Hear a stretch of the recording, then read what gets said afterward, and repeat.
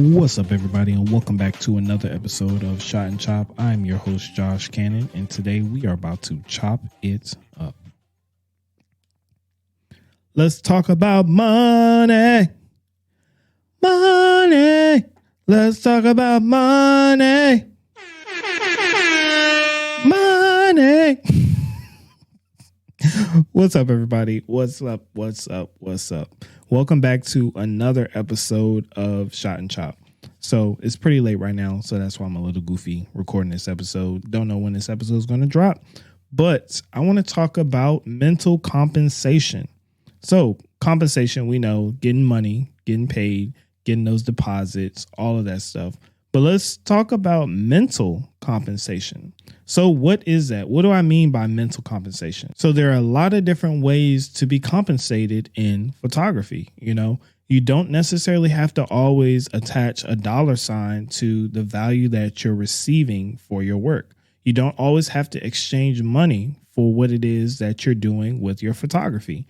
You can build connections. You can build relationships. You can build knowledge. If you listen to my episode where I was talking about gaining knowledge from a photographer, leaving your ego at the door, all of that stuff, all of that falls into play under mental compensation. Because I can do a photo shoot for a client where they pay me X amount of dollars. I give them the images. I can do a photo shoot where I am collaborating with a makeup artist, a hairstylist, a nail technician, a set designer, of the full team. We got everybody there specializing in their tasks. The Avengers have been assembled and everything should go smoothly, right? Or wrong. You never know. But, having that connection that you've built with these people on this shoot, you've built some type of camaraderie with those people. So now when I need a makeup artist, I might be able to call on Jenny, and she can pull up and help me out and do makeup for me. I might need some input on putting together an outfit for a photo shoot. I can call on Braxton, who is a specialist in fashion and design. You kind of get where I'm going with this. Like, the compensation did not come from money at all. But now I have a team of people. I have a network of people that I've now established. Building your community is also another means of mental compensation, because once you have those people that are gung-ho for what it is that you have to do, they support everything that you're doing, they are buying your products, they are talking about you, they're referring you to people, that is compensation. That is a means of compensation for sure. All of these things together are just different avenues of the value that you can receive back from your photography. So when you're going around trying to collect your mental compensation, like, ask questions, like, see what's working for other people, see what's not working for other people, see what it is that somebody else might need help with, see what it is that you might be able to provide value for somebody else. And that's where you can start exchanging these services, bartering these services, even in ways that both people can benefit from that.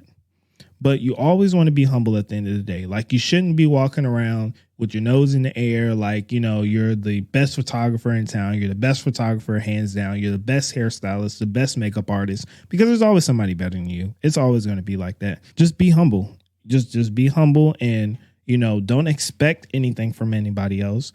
But at the same time, see what it is that you can do for other people. So that could be contributing your eye on a photo shoot. That could be contributing your eye for lighting. That could be you have a specific thing that you are really well known for within your photography that you might can teach to somebody else, or allow your services to be used with somebody else. You might be working with a clothing brand where they have the clothing brand and you have the photography. Why not get together? And now you have another person that you can, ring up on the phone, where you might need clothes for a shoot, or you might need somebody that is good with putting together outfits. Because I guarantee you, if somebody has a clothing brand, they have to know something about fashion. So those are two different things that you guys can work together. That could be the compensation that you exchange, the knowledge, the friendship, the relationship that you've now built.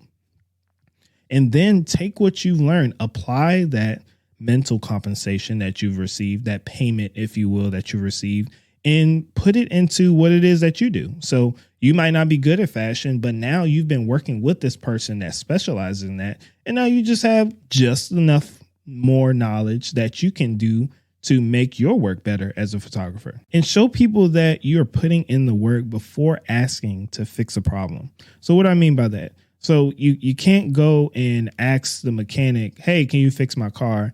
And you haven't addressed, okay, what's wrong with my car? Is the engine light on? Is it not turning over? Is it, my brakes aren't working? Do I hear a funny noise? Like, you can't take your car in and then expect them to fix it, and you haven't at least tried to figure out what the problem is, because either one or two things are going to happen. Either one, they're not going to fix your car, or two, they're going to charge you an arm and a leg because you haven't, tried to at least get a general understanding of what it is that's wrong. And then one thing that I always say, and that I truly believe in, if you put good things out into the atmosphere without expectation, then you're going to get good things back. So it's just karma in a sense. Like, I don't go out and, say, hey, I can take your pictures, I can collab with you, but what you going to do for me? It's not that energy. Like, I've never been that type of person. And when you do things genuine good things actually start to happen to you. Like the law of attraction, the law of karma, or whatever you want to call it. Like, all of that stuff is real, y'all. Like, it's truly something that will happen to you, because when people see, even if you're not into believing the law of attraction, karma, and all that stuff, but when people see you doing good things, they're more willing to do good things for you as well. So people can give you advice on the secrets of life, but you have to take action to bring those things into fruition. So I'm gonna say that again. People can give you the advice and the secrets of life, but you have to take action to bring those things into fruition. So somebody can be the nicest person. They can be the most helpful person. They could be telling you all these secrets. But if you're not taking that mental compensation and depositing it into your now mental bank account, we're talking all this mental voodoo, heebie-jeebie stuff, but whatever. And you're not depositing that money into your mental bank account, then how do you ever expect to grow? How do you ever expect to grow your mental wealth from that compensation if you're not applying these things and actually taking action on them? So I actually came up with a list of 5 C's that you can now take that mental compensation that you've received and apply it to be able to put it into your mental bank account and invest in some mental things. Not mental as in crazy, but we're riding this mental train, so just go with me. And take that mental compensation, put it into your mental bank account, and then be able to invest it into other things. So what are those 5 C's that I've come up with? The first one is creation. The next one, collaboration. Next one, character, curiosity, and connection. So again, that list is creation, collaboration, character, curiosity, and connection. So with creation, like, you have to create your own art, your own way of showing things first before you can expect to receive it from others, right? Because for somebody to see you as a creative, you have to do something creative. You have to create some type of artwork. And then people are saying, they'll start to see you as that creative person. Like, oh, that's Josh, the photographer that does the thing with the smoke, or the photographer that does things with lighting, or that's that photographer that's posing his models all the time, or that's that photographer that, blah, blah, blah, blah, blah. Like, people actually will start to identify you for what it is that you start to showcase. And then, of course, collaboration. We just talked all about collaboration. So that falls under the 5 C's as well. Character. So you have to have some type of good character. If you're walking around, with this like a stick in the mud, if you're always walking around in a negative mindset, if you're always walking around with an ego, nobody's going to want to work with you. Nobody's going to be willing to give you that compensation if they see that you're a negative person. Negative people do not attract positive people. Negative and positive are quite literally on the opposite end of the spectrum. So if you're always being negative, you're never going to attract positive people.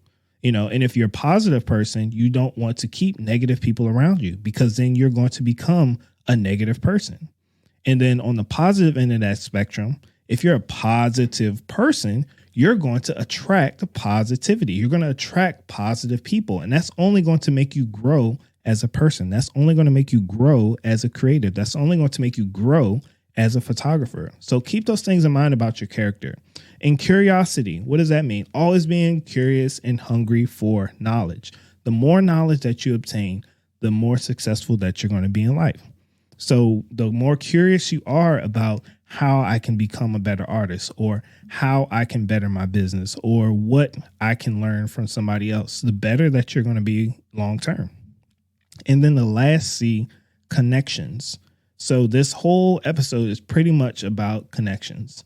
So establishing connections with people, being able to understand where other people may need help, being able to understand where you might be able to fit in the problem that someone is facing, and building those connections with those people to be able to help each other.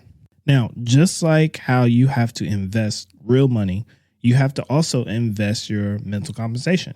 So we're living in this era of instant gratification through social media like Instagram and TikTok and, whatever it is that's your taste, whatever social media platform that you're on, Facebook, Twitter. We're in this age of instant gratification. Like, nobody wants to work for anything anymore.